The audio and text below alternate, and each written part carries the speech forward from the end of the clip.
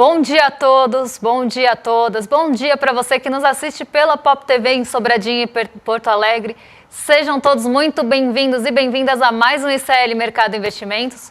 Hoje, segunda-feira, dia de conhecer as projeções do Focus, então vamos ver o que o mercado financeiro continua achando para os nossos indicadores macroeconômicos e já adianto que está pessimista de novo, mas a gente vai falar também dos erros que o mercado financeiro cometeu nos últimos anos.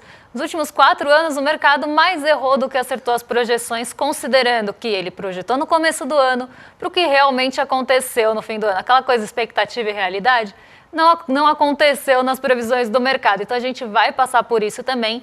Vamos falar do Fed, que ficou aí o assunto pendente de sexta-feira, da intromissão do Donald Trump aí em relação às decisões do Fed. E vamos falar do investimento direto aqui no país também. Mas antes de tudo isso, investimento direto não vamos falar, isso é amanhã, já dei spoiler. Mas antes de tudo isso, eu vou dar bom dia para o André. Bom dia, André, como você tá? Bom dia, Débora. Bom dia a todos os nossos telespectadores. Segunda-feira é dia de saber como o mercado tá, se ele teve um fim de semana bom. Acho que ele pegou enchente na sexta-feira também, que ele tá bem azedo aí, não passou um fim de semana legal. Projeções terríveis aí para a economia brasileira. Vamos falar também da popularidade do governo Lula, né? Questões econômicas batendo pesado, principalmente em relação à inflação de alimentos, então mostrando aí que realmente é o calcanhar de Aquiles, mas a gente vai falar um pouco mais disso aí durante o programa. Também vamos falar do Trump querendo interferir no Fed. Então tem bastante coisa para a gente passar nesse dia de hoje, então a gente já pode começar com a nossa agenda, né, Débora? Então o que nosso telespectador precisa entender aí para esse dia de hoje aí, para ele passar tranquilo? Bom, essa semana vocês vão ver que a agenda está bem marcada por balanços corporativos dos Estados Unidos. Então, durante a semana, eles vão aparecendo na nossa agenda. Na agenda de hoje, a gente já tem AT&T divulgando o seu balanço antes da abertura. IPC de janeiro da terceira quadricemana, então aqui aquela medição semanal do IPC-FIP. Às 5h10 teve a participação da Christine Lagarde em um evento promovido ali pelo Banco Central da Hungria. E às 6 horas da manhã, o índice de sentimento das empresas na Alemanha, o índice IFO, né, aqui. Mas a gente tem aqui já no Brasilzão, então já às 8 horas começam a aparecer os dados do nosso Brasilzão. Saiu confiança do consumidor de janeiro, medição da FGV, esse dado a gente vai trazer para vocês amanhã. Então a gente vai entender como é que está essa confiança do consumidor. O relatório Focus semanal, esse já velho conhecido nosso, toda semana a gente conversa aí sobre as projeções do mercado para os principais indicadores macroeconômicos. Hoje não vai ser diferente, a gente vai analisar isso junto com vocês. E estoque de crédito de dezembro. Esse dado também fica para amanhã e eu já puxo o gancho para falar para vocês. Amanhã a gente vai conversar de cartão de crédito, porque vocês vão ver como é que são as taxas do cartão. E eu fiquei devendo isso de sexta-feira, vou cumprir amanhã junto com os estoques de crédito. Mas vamos seguir aí, que tem mais dados para a gente entender o que sai durante o dia. O Fed de Chicago divulga o seu índice de atividade nacional, na verdade já divulgou às 10h30, e por lá também saem vendas de moradias novas de dezembro, esse meio-dia. Christine Lagarde hoje está participando de vários eventos. Ela vai fazer um discurso no Dia Internacional da Memória do Holocausto, também hoje às 12h35, e sai a balança comercial semanal às 15 horas, essa também velha conhecida nossa, está sempre na nossa agenda da segunda-feira. Depois do fechamento, sai mais balanço lá nos Estados Unidos, dessa vez da Western Alliance, e o feriado deixa os mercados fechados na Coreia do Sul, e na Austrália também. Então hoje não teve mercado nem na Coreia do Sul e nem na Austrália. Lembrando que a partir de amanhã começa a comemoração do Ano Novo Lunar. Então vários mercados asiáticos vão permanecer fechados também durante essa semana.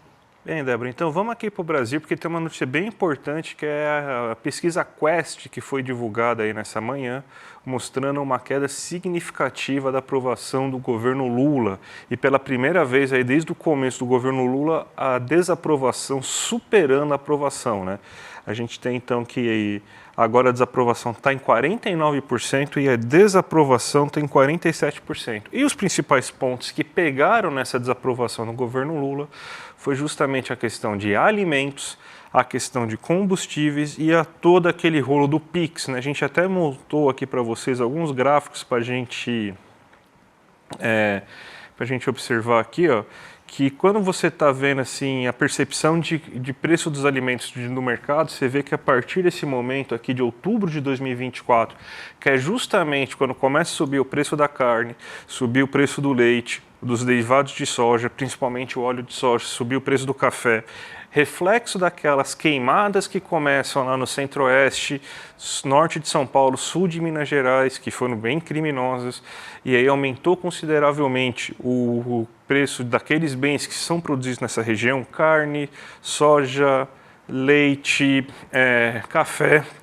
Então você começa a ter um aumento na percepção dos brasileiros do preço desses preços dos alimentos no mercado. E ela persistiu aqui até agora, com 83% acreditando que sim, o preço dos alimentos no mercado subiu.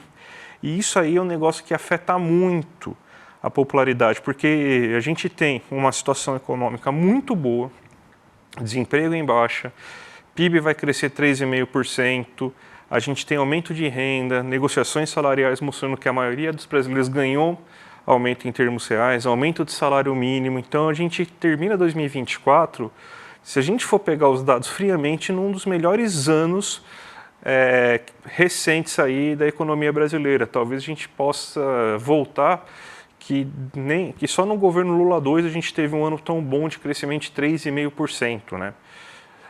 Mas mesmo assim, você não tem essa percepção chegando na vida das pessoas justamente por causa disso. Esse aqui é o principal ponto, que é a questão dos preços dos alimentos. Está tudo caro, está tudo caro, está tudo caro. E sim, as pessoas têm razão em relação a isso, porque o preço dos alimentos é o grande problema, tanto que está sendo criada aí uma comissão para tentar estudar medidas que ajustam o preço dos alimentos. Parece que as ideias de vencimento, de mudar a lógica de vencimento da Anvisa, parece que foi descartada. Tabelamentos também parece que foram descartados. Vai fazer mais brincadeiras com taxas, subsídios e tudo mais aí, principalmente em bens importados, para conseguir fazer com que o preço dos alimentos aí dê uma arrefecida, né? Mas tem que ser a questão zero econômica do governo Lula, conseguir reduzir esse preço dos alimentos aí, porque realmente isso aí está acabando com a popularidade econômica, e a gente está numa situação econômica tão boa, mas não parece que a população está sentindo justamente por isso, né, Débora? Exatamente. O preço dos alimentos é um assunto bem sensível, né, quando a gente trata da economia. Na verdade, o preço das coisas acaba tendo essa sensibilidade maior, né? A percepção, quando a gente fala de preço, quando algo que mexe no bolso das pessoas, e a gente vai ver daqui a pouquinho nos próximos gráficos, que isso vai aparecer recorrentemente nessa pesquisa.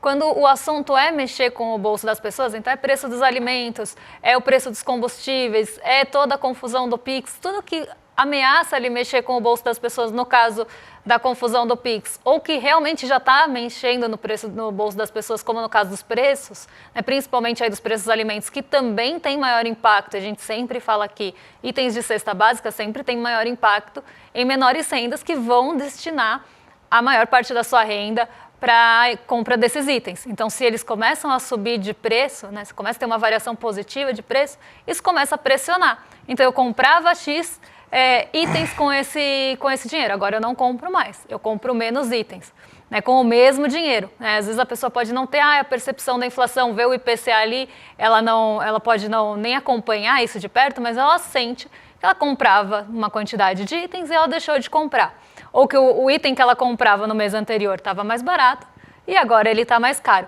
E isso realmente, como pressiona o bolso das pessoas e acaba tomando maior parte da renda conforme esses preços vão aumentando, é natural que as pessoas sintam que teve uma piora ali econômica, mesmo que os outros dados estejam indo bem. Porque na vida dela, naquele cenário micro dela, ela teve uma percepção de piora. Então, esses assuntos, eles são muito delicados, eles têm bastante potencial de mexer com popularidade, porque mexem diretamente no bolso das pessoas. E as pessoas começam a ficar temerosas. Será que mês que vem eu vou comprar menos itens ainda? Né? Até quando vai a alta dos alimentos? Né? A carne já está ficando mais cara. Né? Por mais que agora a gente possa começar a ver uma queda no preço da carne para o consumidor, porque para o produtor já começou a cair, isso vai demorar um pouquinho para transferir, mas uma hora vai transferir em alguma medida para o bolso do consumidor, ele fica com essa percepção de que os itens estão ficando mais caros. E aí todo o resto acaba ficando em segundo plano, porque talvez ele não esteja olhando para o desemprego, talvez ele não esteja olhando para o crescimento, ainda que isso afete a vida dele de alguma forma. Mas ele não está olhando isso diretamente, porque ele vai ver o que mexe realmente ali com as finanças dele, com o bolso dele, com quanto ele consegue comprar no mercado. E é um assunto muito popular, e eu sempre falo, assuntos muito populares podem se tornar muito impopulares, dependendo do que acontece e como isso é comunicado. Então a gente vai passar até para o próximo gráfico, que é em relação ao preço dos combustíveis. Né, o preço dos combustíveis no último mês. Essa é a pergunta, né? O preço dos combustíveis no último mês. Subiu, caiu, ficou igual ou não sabem, não responderam? E muita gente também acredita que o preço dos combustíveis subiu. Então tem visto, né, tem acompanhado uma alta dos preços dos combustíveis também desde outubro de 2024, que para 57% dos respondentes os preços subiram nos postos. Eu achei interessante essa parte do preço dos combustíveis porque não teve reajuste oficial da Petrobras nesse período. O combustível que subiu de fato foi o etanol, mas a Petrobras, ela não interfere no preço do etanol, não é um preço administrado, é de livre concorrência o preço do etanol. O que acontece é que a partir de outubro, também aumentou o preço das commodities, o preço do açúcar começa a ficar mais vantajoso e com esse aumento do preço do açúcar nos mercados internacionais, os usineiros brasileiros, eles decidiram fazer mais açúcar com a cana do que fazer etanol. Então sobrou pouco etanol, né? Então reduziu-se a oferta de etanol para o mercado brasileiro. Isso aí fez com que o preço do etanol começasse a subir. E o mais interessante é que é o seguinte, aumentando o preço do etanol, você vê aí que os postos também decidiram aí reajustar parte do preço da gasolina e do diesel também, principalmente da gasolina, porque uma porcentagem da gasolina é misturada com etanol. Mas você tem então que isso daí acabou afetando o preço de todos os combustíveis naquele momento, e isso aí fez com que você tivesse essa alta. Não foi uma alta tão elevada como a gente viu nos últimos tempos aí, mas a gente vê que realmente você teve uma alta de quase 10% em preço da gasolina, por exemplo. Então, esse aumento do preço da gasolina, por isso que foi tão popular na época que o Bolsonaro fez aquele corte de ICMS, a classe média vê muito isso, né? Se o medidor mais importante para as pessoas com menor renda é o preço dos alimentos, para a classe média o que mais bate, o que não por ser mais o bem mais importante que ela utiliza, mas até por fatores psicológicos, é a questão da gasolina. Então a classe média que está bem dividida e que não é tão pró-governo Lula já aumenta ainda mais sua insatisfação quando aumenta o preço dos combustíveis, Débora. Exatamente, a gente vê um salto, né, do mês de julho ali para o mês de outubro, né? Claro que tem os meses aí acontecendo no meio, mas a gente vê uma percepção aí de que os preços dos combustíveis subiram muito, né? Como se muito mais gente estivesse percebendo que os preços dos combustíveis subiram. Então, é um ponto interessante para a gente analisar, ainda mais sabendo que sim, os preços podem ter subido pelas questões que o André já explicou, mas não foi nenhum reajuste feito ali nesses meses. Mas ainda assim, a percepção é que subiu para a maior parte das pessoas. E tem um outro assunto aqui que foi pesquisado pela Quest, nessa última pesquisa de janeiro, que é em relação ao PIX, né, se o governo acertou ou errou em relação a toda a polêmica do PIX. Acertou mais, né, então aqui 19% o governo acertou mais diante de toda a polêmica, acertou e errou igual para 5%, mas errou mais para 66%. E não souberam responder aí, não responderam 10%. Então, as pessoas também viram que o governo errou mais, mesmo voltando atrás, mesmo revogando depois, errou mais diante de toda a polêmica envolvendo o PIX. E quando você olha outros aspectos dessa pesquisa envolvendo a questão do PIX, a gente vê que ele foi o assunto mais comentado de forma negativa em relação ao governo Lula. Ele aparece em 11% na relação. Tem outros assuntos ali que normalmente voltam em pauta ou as pessoas normalmente acham impopulares, mas o PIX estava liderando entre eles com 11%. Então, 11% das pessoas chegou a ouvir falar do PIX e teve uma sensação negativa em relação a isso, para ver quanto isso mexeu com as pessoas nesses últimos tempos, nesse mês de janeiro principalmente, que foi quando começou a vigência da instrução normativa, como isso mexeu com a sensação das pessoas em relação ao governo. E a gente veio falando disso o tempo todo quando essa medida ela foi divulgada, quando ela entrou em vigência, a gente explicou qual era o potencial ali disso trazer uma sensação negativa mesmo para as pessoas, uma avaliação ruim da situação, inclusive quando revogou. Então as pessoas não souberam ali entender detalhes. Como eu falei, a interpretação ficou bem aberta, demorou para o governo entrar e explicar de fato como é que ia funcionar, o que ia estar abarcado dentro dessa instrução que já existia, ela só estava sendo atualizada, mas demorou para ter essa resposta. Foi uma resposta passiva, como em outras questões aqui também a gente vê respostas passivas do governo. E esse delay, esse atraso que tem entre o que já estava rodando nas redes sociais e uma postura mais ali presente da comunicação do governo em relação a isso, já abriu margem para um monte de gente interpretar o que queria, e isso já fez com que as pessoas ficassem com medo. E aí eu acho que entra num grande ponto. Quando a gente fala de economia, a gente pode ter vários indicadores bons. O PIB está crescendo, a gente teve crescimento no país, o PIB está melhor, o desemprego está em menor patamar, as pessoas estão conseguindo reajustes acima da inflação. Reajuste acima da inflação, as pessoas eu acho que já entendem como, assim, é quase que o mínimo que a gente espera. Reajustou acima da inflação. Então, eu acho que as pessoas nem veem isso como uma forma positiva, embora no passado estivesse muito ruim. Mas a gente tem uma série de outros indicadores. Eu vendo aqui o chat consigo sentir essa percepção das pessoas. A gente não come PIB. Porque sim, se o PIB crescer e não tiver capilaridade para a vida das pessoas, talvez elas não se importem com o PIB.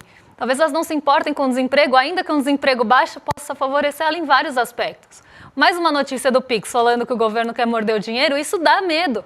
Isso vai ali chegar na vida das pessoas e elas vão ficar ali receosas. Será que vai querer morder mesmo o meu dinheiro? Eu vou ficar com menos dinheiro, já não estou conseguindo comprar as coisas e ainda vou ficar com menos. Então a gente começa a ver como isso também tem um fator psicológico ali das pessoas não quererem perder seu poder de compra, não quererem comprar menos do que elas compravam antes, não querer que mexa na renda. E isso explica muito da popularidade, né? São pontos muito chaves, como eu falei em alguns na semana passada, quando a gente falou ali da medida dos alimentos, são pontos que têm muita importância para as pessoas, então tem uma popularidade grande, tem uma possibilidade de alastrar muito grande esses assuntos na rede social, um vídeo ali um pouco mais com uma desinformaçãozinha ali, outra aqui, e que vai alastrar muito rapidamente como um combustível altamente inflamável que você jogou um palitinho de fósforo.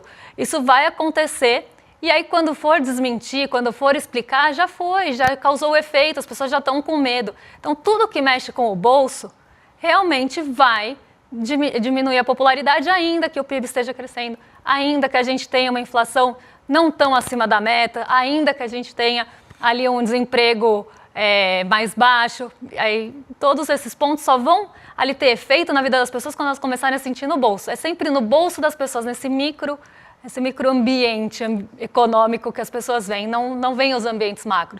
Tanto que a gente sempre explica isso na inflação. Mas tal coisa talvez tenha um peso muito pequeno na cesta da inflação, né? Mas a pessoa está sentindo no dia a dia dela.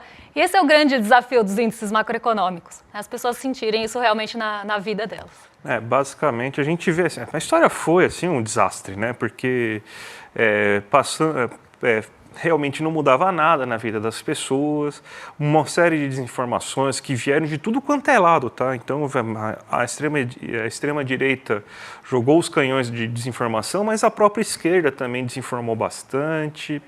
Então foi uma tragédia essa história toda aí do Pix aí. Eu acho que recuou cedo demais aí, dava para ter mostrado, o tempo ia mostrar que não ia acontecer nada demais, mas preferiu perder a batalha aí e tomar uma pecha aí muito feia aí, né?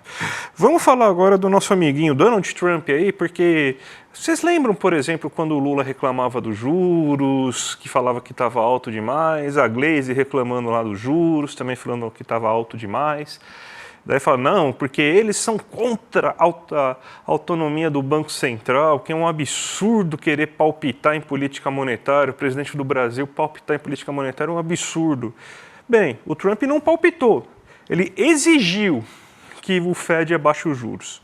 Então, se tem autonomia do Banco Central nesse caso aí, foi para as cucuia, né? Porque não tem mais questão de autonomia nenhuma. Se ele exigiu que o Banco Central tenha que baixar os juros e ainda falou assim, Se vocês tiverem qualquer ideia aí de fazer uma criptomoeda estatal, o Banco Central, que nem aqui no Brasil vai ter o Drex daqui a pouco, que vai ser basicamente o real no seu formato digital, o Banco Central dos Estados Unidos, o Fed, poderia fazer a mesma coisa, fazer também uma moeda digital, né, no futuro, não estava em nenhum projeto lá ainda feito, mas poderia fazer. Falou, não, é proibido nos Estados Unidos criptomoedas estatais, só pode as privadas, ou seja, só pode a minha e a da Melania. Do governo não pode, tá? Então, basicamente, ele fez isso. Então, Donald Trump interferindo em tudo quanto é questão aí do Banco Central dos Estados Unidos aí, mas lá no mercado não está muito preocupado com isso, né? Não está falando aí sobre intervencionismo, não estão chamando ele aí de autoritário, falando que é um absurdo que um presidente aí exige. Parece que 2 pesos e 2 medidas, né, Débora? Exatamente. O governo Trump ele já era esperado de ser um governo conflituoso com o Fed, com o Banco Central dos Estados Unidos. Então, isso já era esperado desde a eleição, que ia ter conflito assim, inclusive já tinha toda uma discussão se o Jerome Powell ia ou não continuar na presidência, porque teria tanta ali influência, tanta exigência, tanta pressão, que ele poderia até desistir do cargo. Isso está sendo falado até hoje. Já teve também os rumores de que ele colocaria Michelle Bowman na vice-presidência do Banco Central. Então, uma série de pequenas interferências ali na política monetária. Mas o mais curioso de toda essa matéria aqui, e até na sexta-feira eu fui mandando para as pessoas aqui do programa, como é que estava a evolução do discurso do Trump. Porque isso vai exigir, né, ele queria queda nos juros. Então, Trump ia exigir queda nos juros. Inclusive, ele falou que sabe mais de juros que o Fed. Né? Ele chegou a falar que entende mais do mercado de juros do que o próprio Banco Central, aqui numa arrogância bem grande. Então, ele quer exigir queda nos juros. Ele também quer que a Arábia Saudita baixe o preço do petróleo. Então, ele quer que Então, imagina, né, quer que a OPEP... Imagina, vai chegar um momento da OPEP ali, que ele vai ter que falar, eu quero que baixe o preço do petróleo. O OPEP vai ficar muito feliz com esse posicionamento do Donald Trump. Mas ele quer uma série de coisas. Eu até brinquei, eu também quero jogar, sei lá, na Mega Sena e acertar os 6 números. Enfim, né, a gente quer um monte de coisa. Mas o Donald Trump, ele está colocando essa exigência dele ali em pontos que muitas vezes não era para estar na sua gerência. E o Fed, com toda a sua autonomia, né, não deveria nem estar em questão que ele vai exigir a queda dos juros, já que é tão autônomo assim lá nos Estados Unidos, como todo mundo sempre fala aqui no Brasil. Mas tem lá um ponto, isso já era bem esperado, como eu falei anteriormente, já é um ponto dele cutucando o Fed, que ele quer que caia os juros para estimular a economia do país. No fim da linha é isso. Né? Por que ele quer que caia os juros? Para estimular crédito, para estimular outros pontos, porque a taxa de juros, historicamente, por mais que ela já tenha tido cortes, está alta nos Estados Unidos. E ele quer que corte os juros por uma série de motivos que vão ali entrar em linha com o projeto que ele tem para o governo dele, de favorecer as empresas americanas, enfim, tudo isso que ele já colocou como parte da sua promessa de campanha. Só que o Fed ele quer agir com cautela justamente porque ele espera que esse governo de Donald Trump seja mais inflacionário, seja mais protecionista. Então o Fed está até com um pé atrás de cortar juros nessa próxima reunião que a gente tem na quarta-feira. Mas a gente deve ver uma pressão do Trump em cima disso. Muito curioso o que aconteça nos Estados Unidos, que tem um Banco Central tão autônomo. O Trump quer cortar juros, mas sabe quem não quer cortar juros? O nosso querido amigo mercado. Ô, mercado, vá lá e faz previsões aí bem pessimistas novamente. Você teve um valor bem baixo aí, 0,11% de IPCA 15, é um valor muito baixo, só que surpreendeu o mercado, né? Tinha gente acreditando em deflação nesse mês de janeiro, não sei de onde que eles estavam vendo uma deflação, sendo que cada dado que mostrava aí tinha questão de preço de alimentos bem elevada aí, mas a gente falando em deflação aí, ou seja, esse 0,11 que é bem baixo aí para a gente considerar no mês de janeiro, surpreendeu o mercado e com isso eles foram lá e falaram assim, tá bom, já que surpreendeu tanto, a gente vai falar que a inflação vai acabar em 5,5% esse ano. Então, aumentou muito, estava em 5,08%, foi para 5,5%. A gente tem aqui o resumão, né, do que o mercado financeiro está achando para a economia desse ano e continua achando que a economia vai ter inflação alta por 2 anos. cada vez mais 2026 também, chegando próximo do teto da meta, então o teto da meta está em 4,50, então já subiu para 4,22, estava em 4,1. Cada vez mais acreditando em desaceleração econômica por 2 anos seguidos, está em 2,06 e para o próximo ano acreditando em 1,72 aí de inflação. Com a taxa de câmbio ainda girando próximo dos 6, então tem essa situação do Donald Trump aí ter, vamos dizer assim, não frustrado, né, mas frustrado algumas questões tarifárias que eles achavam que ia acontecer, e aí o câmbio está mais comportadinho, então não está mudando mais. E aqui estava em 15%, aqui está errado, era 12,5% que estava acreditando aí, que o mercado está acreditando que vai terminar a Selic em 2025 e 2026.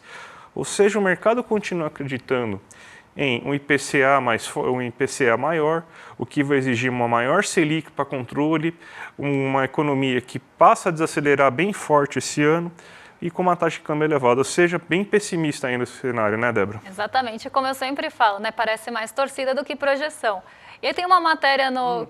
Não vai dar tempo, eu acho, Débora, a gente vai ter que falar amanhã dessa notícia aí, porque... Eu ia passar muito rapidinho para até chamar vocês para a nossa aula, mas amanhã a gente passa. Mas a gente, na verdade, o recado que eu ia dar é que o mercado erra muito suas projeções no começo do ano, vai ajustando ao longo do tempo, e amanhã a gente passa a matéria completa com todos os painéis que a gente montou aqui para vocês, para mostrar como o mercado errou nos últimos 4 anos. A gente acerta bem mais que o mercado. Inclusive, já que a gente está falando nisso, né, vamos chamar o pessoal para o mapa da mina, que acontece essa quinta-feira aí, para vocês se protegerem, porque esse ano de 2020 já começou bem, né?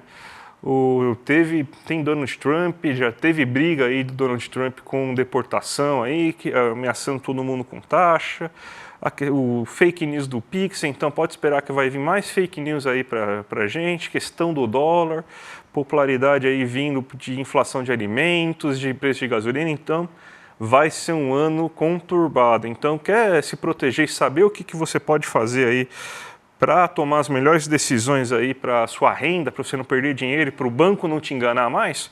Vem aqui no Mapa da Mina, dia 30 de janeiro, essa quinta-feira, às 8 horas da noite. Essa aula é online e gratuita, é a melhor live que a gente faz aqui todo ano. Eu adoro esse Mapa da Mina aí, porque é muito completo, é muita informação, então vale muito a pena. Só faltam 3 dias, hein? Então clica aqui, clmercado.com.br, faz sua inscrição. O sininho vai aparecer para vocês lá, vocês clicam no sininho e aí vocês já vão estar inscritos e o YouTube avisa vocês na hora que começar a live, ó. Imperdível, todo ano todo mundo que entra adora, né, Débora? Exatamente, imperdível mesmo. E agora vocês ficam com os nossos vizinhos de cima, William Deluca e Guga Noblar com o Rolê CL, mais que excelente companhia a partir de agora. E amanhã a gente traz aí os erros do mercado, que está todo mundo perguntando se o mercado errou mesmo. A gente traz esses erros e aí a gente aproveita para trazer estatísticas de crédito para vocês. Um beijão e até lá, pessoal. Até mais, gente. Tchau, tchau. Os juros no Brasil estão voltando para os níveis mais altos em muitos anos. O dólar está atingindo os níveis mais altos que jamais tinha atingido. De quem que é a culpa? É do mercado externo? É da Faria Lima? O que vai acontecer daqui em diante? Como é que vai ser esse ano de 2025? Pois é, o ano vai ser extremamente difícil e muitos riscos vão se colocar. Não só para investidores, mas para todo mundo, porque a economia mexe com a vida de todo mundo. A boa notícia que eu tenho para vocês é que no dia 30 de janeiro, uma quinta-feira, às 8 horas da noite, eu vou dar a minha aula, o Mapa da Mina. A mesma aula que eu dou há vários anos, onde eu faço um resumo de tudo o que está acontecendo no Brasil e no mundo, usando para isso os principais relatórios produzidos pelo FMI, pela ONU, pela OCDE, por bancos, por instituições, universidades, e coloco de uma maneira que todo mundo pode entender, todo mundo mesmo quem não sabe nada de economia, e faço minhas previsões para o ano. Aí fica muito mais fácil vocês conseguirem navegar nesses mares tão perigosos. Para você se inscrever gratuitamente no Mapa da Mina de 2025, é só clicar no botão aqui embaixo e aí em poucos segundos você vai estar inscrito. Se inscreve e chame seus amigos para participar. Dia 30 a gente está junto.